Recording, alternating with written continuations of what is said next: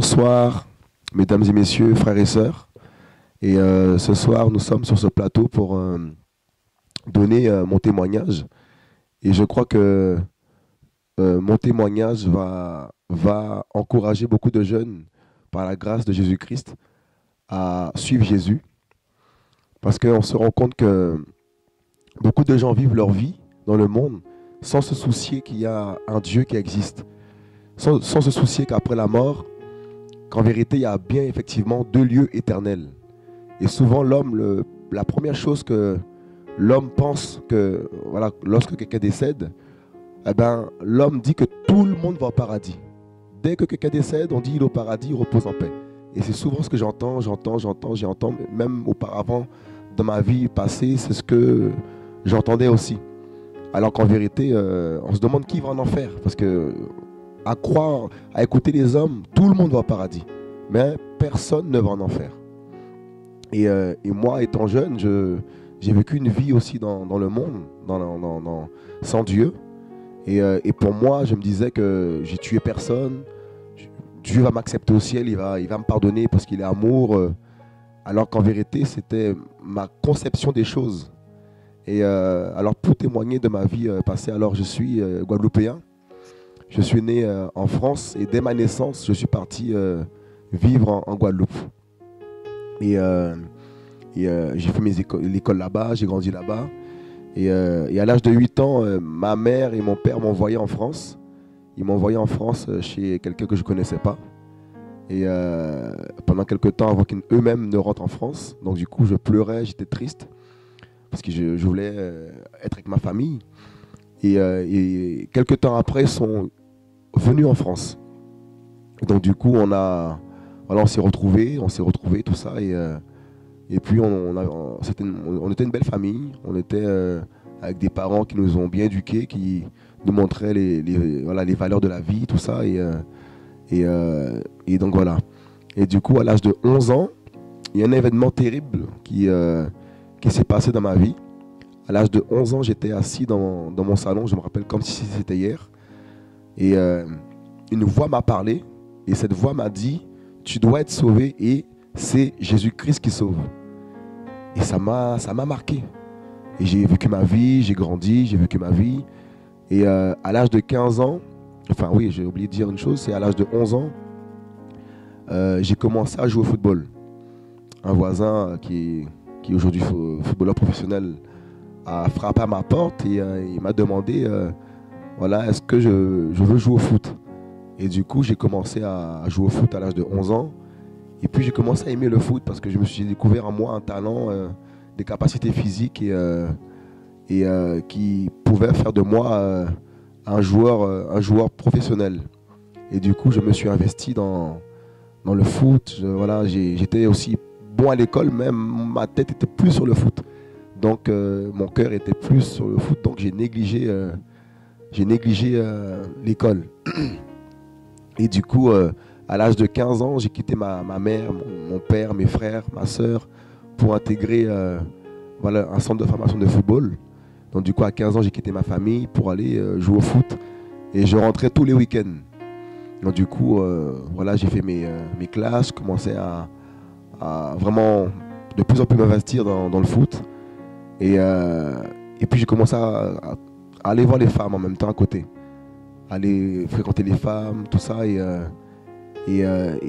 dès lors que j'ai commencé à fréquenter les femmes, il y a aussi mon cœur a commencé à basculer sur les femmes. Donc le foot était un peu mitigé. Et ça ne m'a pas vraiment aidé, quoi. Et du coup, à l'âge de 18 ans, j'ai rencontré une jeune femme qui est aujourd'hui ma femme. Là, je l'ai rencontrée à 18 ans et du coup, quand je l'ai vue, ça ne m'a pas empêché quand même d'aller voir d'autres femmes. Donc du coup, elle m'a suivi partout où j'ai pu passer par rapport au football, tout ça. Et elle ne connaissait pas vraiment c'était quoi le foot. Et c'est en me fréquentant, c'est là qu'elle a vraiment compris quelle était ma passion, tout ça. Et moi, j'allais voir les femmes. C'était les sorties, les femmes. Et du coup, elle n'avait accès à aucun de mes codes de téléphone, Internet, réseau. Elle ne pouvait fouiller dans aucun de mes téléphones. J'avais vraiment mis une barrière voilà, pour me protéger parce que j'avais beaucoup de contacts de femmes. Et il fallait que je protège ce butin, entre guillemets. Et elle se doutait que j'avais des femmes ici et là. Elle se doutait, tout ça. Et enfin, j'étais pas encore marié. Hein. Voilà, j'étais pas encore marié. Mais elle se doutait que ici et là, j'avais des femmes, mais sans preuve. Et du coup, on continue le foot, je continue à jouer au foot, tout ça. Et puis, l'année où j'allais signer mon premier contrat professionnel, parce que j'avais mon agent qui était assez en contact avec des présidents de club. Donc du coup, l'année où j'allais signer mon premier contrat pro, je me suis blessé. Voilà, je me suis voilà, on m'a taclé par derrière. J'ai été, comment dire, mon ligament croisé s'est rompu. Donc du coup, on m'a opéré et c'est là que ma carrière a pris un coup. Et par la suite, j'ai repris le foot, au moins 18 mois après, hein, soit entre 12 et 18 mois après, j'ai repris le foot. Mais j'avais que des pépins physiques, que des blessures. Et c'était très difficile. J'ai eu du mal à retrouver le niveau que j'avais avant, la capacité physique que j'avais avant. Et du coup, le dernier club où j'étais, j'ai insulté mon entraîneur, je l'ai insulté dans un vestiaire et ils m'ont convoqué par la suite et ils m'ont dit tu iras en équipe B l'année prochaine. Et du coup, j'ai refusé, donc j'ai quitté la France.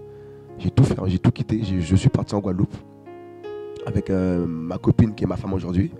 On a quitté la France, je me suis dit je quitte tout ça, je vais en Guadeloupe. Et là-bas, j'ai créé une société avec ma femme, tout ça. Et puis là-bas, j'ai repris le football. Ça m'a encore rattrapé. Une passion, c'est quand là, il y a une passion quelque part, ça nous poursuit toujours. Donc du coup, j'ai fini par reprendre le foot en Guadeloupe. J'ai recommencé à retrouver un bon niveau physique, à remarquer des buts, à passer dans les journaux. Et j'avais cette ambition d'intégrer l'équipe nationale et pourquoi pas revenir dans le circuit, si je peux dire cela. Et du coup, lors d'un match, que s'est-il passé? J'ai eu un choc avec un gardien de foot, enfin avec le goal en question, et le genou droit s'est cassé. Alors le gauche s'est cassé, il y a 18 mois auparavant. Et je reprends le foot, c'est le genou droit qui se tord. Un choc frontal, mon genou s'est déboîté, et c'est là que je crie « Ah, c'est fini !» J'ai crié, là je comprends que le foot là, c'est fini. Le genou s'est déboîté, et il s'est remis en place. Mais j'ai quand même encore été persévérant. J'ai repris la musculation, j'allais sur le sable pour muscler ma jambe, pour que ça puisse bien tenir, pour que le genou puisse bien tenir. Et j'ai repris le foot quelques mois après, j'ai repris. Je reprends, je rejoue, qu'est-ce qui se passe? Je tombe gravement malade. Et c'est là qu'on se rend compte qu'on est seul. Devant la mort, on est seul. Il n'y a pas nos parents, il n'y a pas les femmes que tu peux avoir, il n'y a pas l'argent que tu peux gagner, il n'y a pas ta société qui peut te guérir, te délivrer. On se rend compte que là, c'est « Oh mon Dieu !» Et je vous dis la vérité, ma vie a basculé. Et ma tension montait à plus de 20, j'étais jeune, elle montait à plus de 20. Et c'était terrible ce que j'ai vécu là. Je remercie, vous saurez tout à l'heure qui m'a guéri. Mais c'était un moment, un tournant terrible de mon existence. Et quelques mois avant que je tombe malade, je pensais déjà un peu à Dieu. Au moins 6 mois avant, je pensais un peu déjà à Dieu, à savoir qu'est-ce qu'il y a après la mort. Je posais déjà des questions par rapport à l'éternité. Qu'est-ce qu'il y a après la mort? Je commençais à me poser des questions sur mon existence. Et après ma vie terrestre, qu'est-ce qu'il y a? Et puis quelques mois avant, des témoins de Jéhovah étaient venus me voir pour me dire qu'après la mort, en vérité, il n'y a rien. C'est juste, en fait, on est comme une bougie. Quand c'est éteint, il n'y a plus rien. Dans mon cœur, j'ai dit non, ça c'est faux ça. Le monde nous enseigne. Quand tu tues quelqu'un, on te met en prison. Quand tu essaies d'obéir à la loi de l'homme, enfin la loi de l'homme, toute loi vient. Je pense que Dieu quand même a mis quand même sa parole dans les cœurs de tout homme. Les 10 paroles. Tu ne tueras point, tu ne voleras point. Et c'est ça qui régit le monde. Donc c'est aussi les lois, c'est les lois divines, les lois de Dieu. Et je me suis rendu compte que voilà, l'homme aussi a ses lois. Et si tu ne respectes pas les lois de l'homme, ben, l'homme peut te punir. Et je me suis dit, mais à plus forte raison Dieu. Si des hommes qui peuvent juger des hommes alors qu'eux-mêmes peuvent fumer, peuvent être aussi colériques, être aussi méchants, dans le secret, sans que l'homme le sache, peut rendre un jugement à l'autre, à plus forte raison Dieu. Et je crois que le Dieu qui a créé la terre et le ciel est un Dieu saint. Lorsqu'on voit la création, comment elle est belle, lorsqu'on voit les fleurs, la beauté de la création, la beauté des océans, la beauté de mon île, la Guadeloupe, lorsqu'on voit la beauté de toutes ces créations, ça ne peut qu'être un Dieu d'amour et un Dieu saint qui a créé ces choses. Et c'est ça qui me faisait un peu réfléchir. Je me dis non, il y a un Dieu qui existe. Forcément, il y a un jugement. Et cette maladie qui m'a foudroyé quelques mois après, parce que je pense que dans la vie d'un homme, souvent, pour qu'il puisse se poser des questions, il faut que des choses lui arrivent. Voilà, et moi, ça a été le cas. D'autres, ce n'est pas le cas. Parce que souvent, lorsque des gens passent par des moments difficiles, ils ne changent pas pour autant. Ils vont crier « Oh mon Dieu !» aujourd'hui. Et dès que le fléau passe, ils vont continuer leur vie de cigarette, leur vie de péché. Et dans le monde, je suis sûr qu'il y en a plein comme moi, où Dieu a permis à un moment donné dans leur vie des circonstances pour les ramener à lui. Et moi, c'était la maladie. Et lors de cette maladie qui m'a foudroyé, j'ai été voir plein de médecins. J'ai dépensé beaucoup d'argent pour qu'on puisse me guérir. J'ai été voir les médecins ici et là, en Guadeloupe. Il n'y en a pas un qui m'a dit que j'avais quelque chose. Ils m'ont tous dit, monsieur, les machines disent que vous n'avez rien. Et je sens que dans mon corps physique, je suis en train de mourir. J'ai été voir les voyants. Il y a une voyante, je me rappelle, je suis parti voir une voyante. Je suis rentré dans son cabinet, il y avait plein de statues de Vierge Marie, de saints, des statues. Et pour moi, je pensais que Dieu était là-dedans. Et du coup, elle a commencé à me raconter toute ma vie passée. J'ai dit, oh là là, mais elle connaît toute ma vie, tout ça, donc c'est la vérité. Alors que plus tard, je me suis rendu compte que le diable aussi utilise aussi, enfin, il a ses serviteurs qui peuvent un peu te dire ta vie passée pour te faire croire que c'est la vérité. Mais en vérité, c'est faux. Dieu n'est pas dedans. Ce sont des menteurs. Voilà, les marabouts, les voyants, ce sont des menteurs. Ils ne peuvent pas nous sauver. Ils n'ont pas de puissance pour nous sauver. Et du coup, elle m'a donné des choses à faire, des bains. Elle m'a dit de prendre d'envoyer du sel dans toute ma maison, dans les coins de la maison, de faire la fumée. Donc moi et ma femme, moi et ma copine à l'époque, aujourd'hui ma femme, voilà, vous savez ça, pour que je ne puisse pas le répéter tout le temps. Donc du coup, on a mis du sel dans la maison, ici et là, la fumée, tout ça, de l'encens, pour chasser les mauvais esprits. Et elle m'a donné une liste de beefsteak. Voilà, fallait que j'aille dans une boucherie et que j'achète un gros beefsteak et que j'aille me laver dans la mer avec ce beefsteak comme un savon. Donc je suis parti au gosier, à la mer du gosier, j'ai pris le beefsteak, j'ai commencé à me savonner avec le beefsteak pour retirer le mal sur moi. Et elle m'a dit, lorsque j'aurai fini de me savonner avec ce beefsteak, de trouver un chien et de dire au chien, tiens, mange sur le mal. Donc du coup, je me suis lavé dans la mer, tout ça, avec un beefsteak, tout ça. Je me suis caché derrière un caillou parce que quelqu'un qui se lave avec une viande, c'est de la folie. Donc je me suis caché, je me suis lavé avec ce beefsteak. J'ai trouvé un chien dans la rue, j'ai dit, tiens, le chien mange sur le mal. Je croyais que j'allais être guéri. Je n'ai pas été guéri. J'étais encore plus malade encore même. Et du coup, j'ai décidé de rentrer en France. J'ai dit non, je rentre en France. Donc du coup, je suis parti à l'hôpital, dans un grand hôpital français, que je ne vais pas dire le nom forcément. Ils m'ont hospitalisé pendant plus d'une semaine. Ils m'ont fait plein de soins intensifs. À la fin de cette semaine, ils m'ont dit, monsieur, on ne sait pas qu'est-ce que vous avez. Vous n'avez rien, tout va bien. Ils m'ont opéré le bras pour prendre un bout de viande, enfin un bout de muscle pour savoir si ce n'est pas le muscle, tout ça. Ils m'ont fait tellement de choses. Et je vous dis la vérité, je n'ai pas trouvé de guérison, de solution dans l'homme. Et c'est pour ça aussi que la Bible dit, maudit soit l'homme qui se confie dans l'homme. Et du coup, quand j'ai commencé à comprendre que les femmes que j'avais, ma mère qui était là pour moi, mes parents, mes amis, tout ça ne pouvait rien pour moi, dernier recours, c'était Dieu. Beaucoup diront, oui, Dieu, tout ça, il n'existe pas. Il est si réel, ce Dieu. Il est tellement réel. Il faut juste que tu puisses ouvrir ton cœur pour qu'il se révèle à toi. Et du coup, je suis reparti en Guadeloupe. Je me suis dit, je retourne en Guadeloupe et pour prendre ma voiture, parce que j'avais une voiture tuning, qui était bien tuning, tout ça, que j'aimais beaucoup, avec du son là-dedans, des boomers. Je me suis dit, je retourne en Guadeloupe, je récupère ma femme, ma copine, ma voiture, et je rentre en France, et je change de vie. Parce que je me suis dit, là, je vais commencer à prier Jésus-Christ. Et ma soeur prie actuellement dans une grande église, mais aujourd'hui, je me suis rendu compte que Jésus n'est pas dedans. Jésus n'est pas dans ces églises. Donc du coup, j'avais pour projet de revenir en France et m'installer en France, tout ça, et commencer à prier Jésus, changer de vie. Donc retournant en Guadeloupe, je suis parti faire le contrôle technique de cette voiture. Et arrivé là-bas, je rencontre quelqu'un et je commence à parler de Jésus-Christ avec ce monsieur. Alors que je ne connaissais même pas encore vraiment le Seigneur, mais dans mon cœur, le désir commençait à brûler pour Dieu. Et du coup, j'ai été faire le contrôle technique de la voiture, tout ça pour qu'ils prennent l'avion. Donc du coup, j'ai payé plus de 1000 € pour cette voiture, pour qu'elle puisse prendre l'avion pour rentrer en France. Donc, j'étais tellement attaché à cette voiture. Et du coup, ce monsieur en question était chrétien. Il m'a invité à venir dans son église un dimanche. Et puis je suis allé faire un tour. Avec ma copine, on est parti faire un tour. Donc du coup, ils ont prêché la parole, tout ça. Et franchement, j'ai été touché. J'ai été touché et j'ai dit non, il faut que je suis Jésus-Christ. Donc du coup, je commence à me séparer de corps avec ma femme. On a arrêté les rapports sexuels hors mariage. J'ai commencé à retirer mes boucles d'oreilles. J'ai commencé à retirer mes locks, la touffe que j'avais. J'ai commencé à tout retirer. Je voulais vraiment abandonner mon ancienne vie. Il y avait ce désir qui brûlait en moi d'abandonner le mal, les femmes, les boîtes, le shit. Et c'est quand je suis parti en Guadeloupe en fait que lorsque ma carrière était un peu finie en France, c'est là que c'est en retournant en Guadeloupe que j'ai commencé à sombrer dans le péché.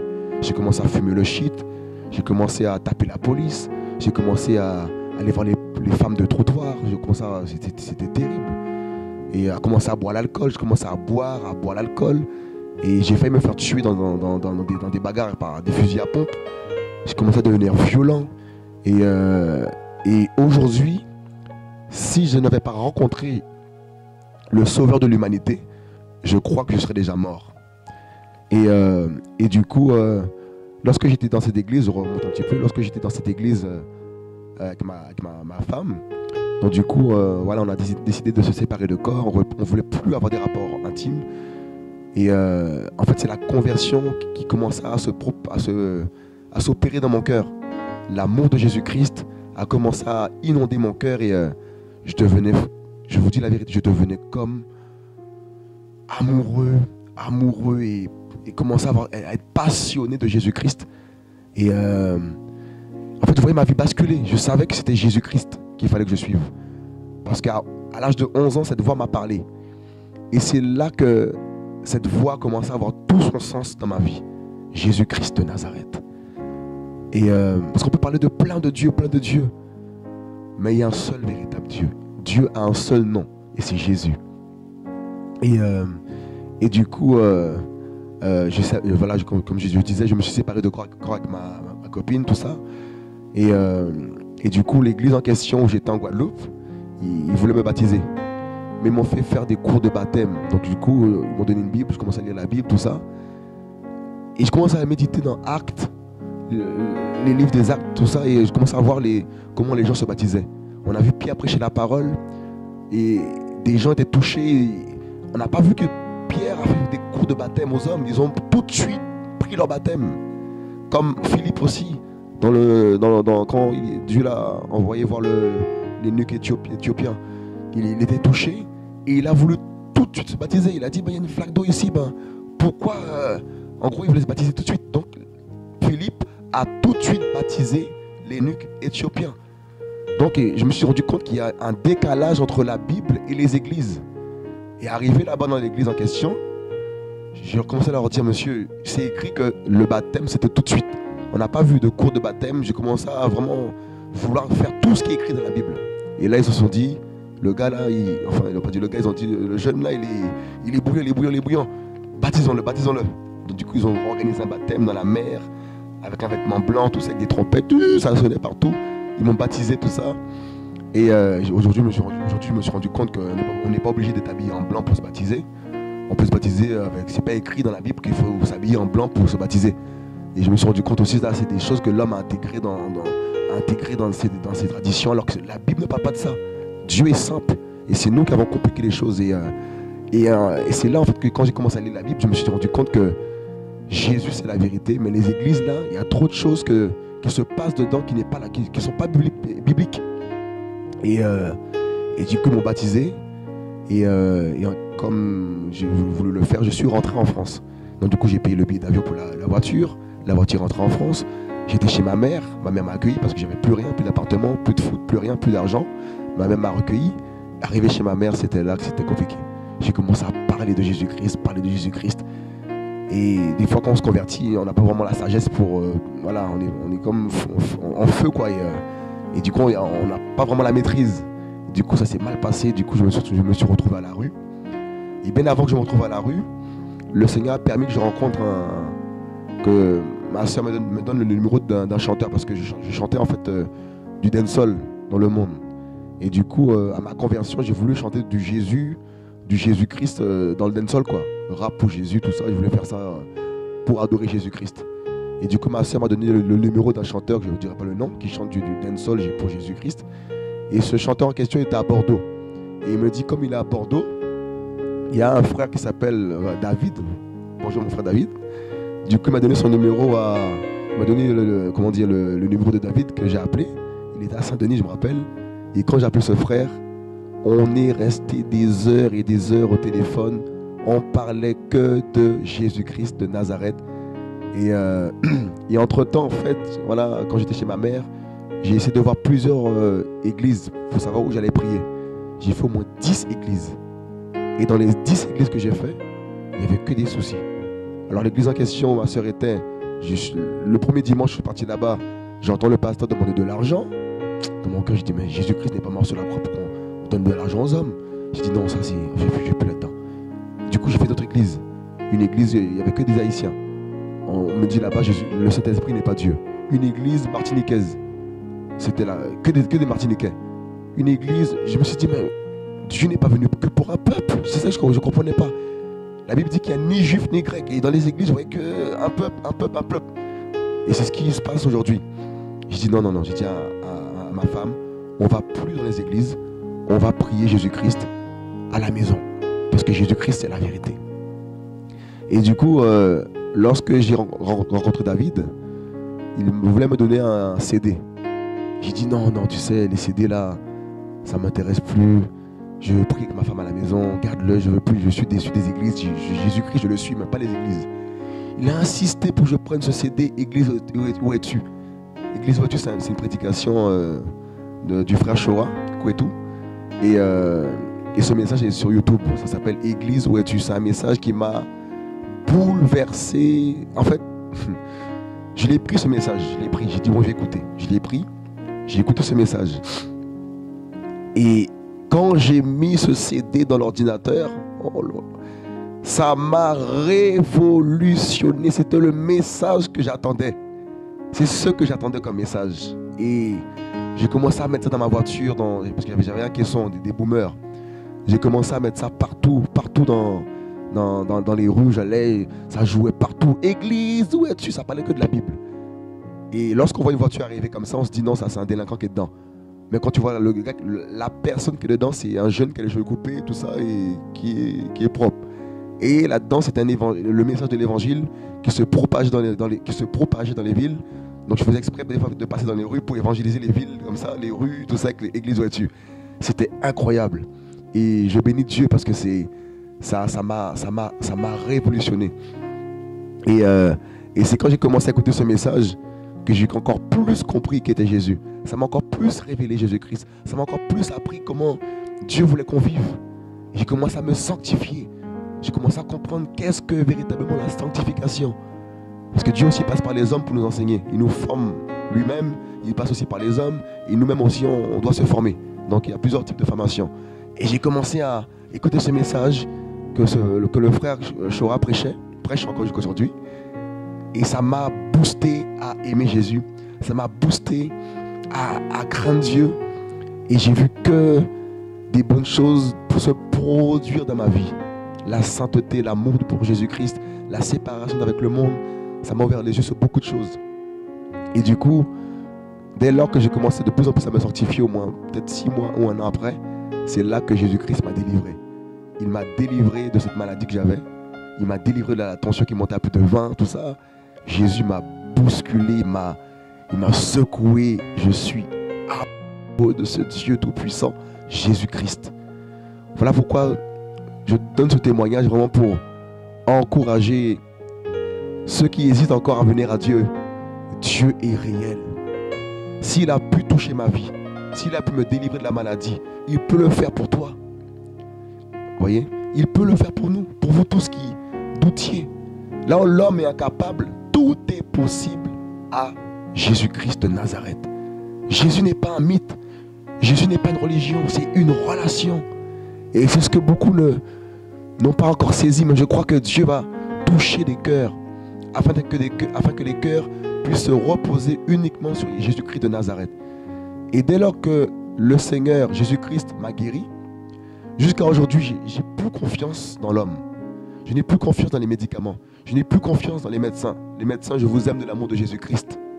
Vous faites un beau travail. Mais mon espérance est en Jésus. C'est lui qui m'a créé. C'est lui qui connaît mes globules rouges. Les médecins m'ont dit, ils ne peuvent pas me guérir à l'époque. Je me rappelle, ils m'ont dit, monsieur, on ne peut pas vous guérir. On ne sait pas qu'est-ce que vous avez. J'ai cherché Jésus-Christ, Jésus m'a guéri.